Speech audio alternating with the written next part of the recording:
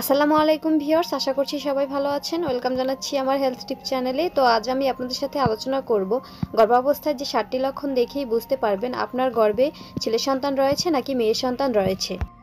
প্রত্যেক নারীর জীবনেই এক বিশেষ সময় প্রেগন্যান্সির এই 9 মাস নিজের শরীরে একটা প্রাণের তিলে তিলে বেড়ে ওঠার মতো অনুভূতি ভাষায় প্রকাশ করতে পারেন না অনেক হবুমাই। ভয়, আনন্দ, উৎকণ্ঠা মিলিয়ে এক মিশ্র অনুভূতি কাজ করে সকলের মধ্যে। সঙ্গে থাকে একটা জিনিস জানার কৌতূহল, গর্ভের সন্তান ছেলে না মেয়ে। চলুন তাহলে জেনে নেওয়া যাক গর্ভাবস্থায় কোন লক্ষণ দেখে কি বুঝবেন।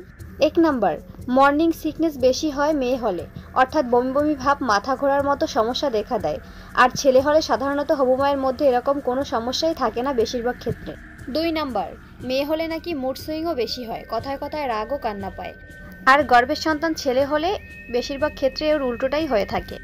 3 নাম্বার, শোয়ার ধরন দেখেও বোঝা যায় ছেলে না মেয়ে। ছেলে হলে সাধারণত বাঁ দিক ফিরেই শুতে পছন্দ করেন হবু মায়েরা, আর মেয়ে হলে ডান দিক ফিরে শুতে নাকি বেশি ভালো লাগে। 4 নাম্বার, ত্বক ও চুলে তেলতেলে ভাব, ব্রণের সমস্যা দেখা দিলে ধরে নেওয়া যায় কন্যা সন্তান আসতে চলেছে। আর হবু মা যদি দেখতে আরও সুন্দর হয়ে যায় তাহলে পুত্র সন্তান হওয়ার সম্ভাবনা বেশি থাকে।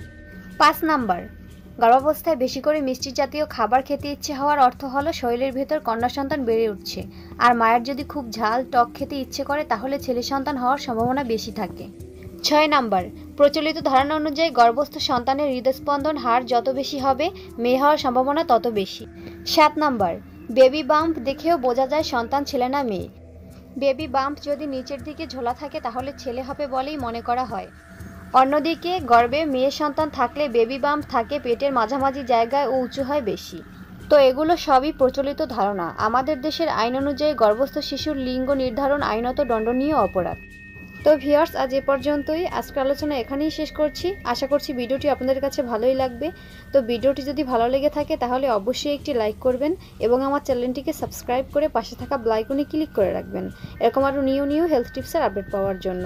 তো সবাই ভালো থাকবেন, সুস্থ থাকবেন। আল্লাহ হাফেজ।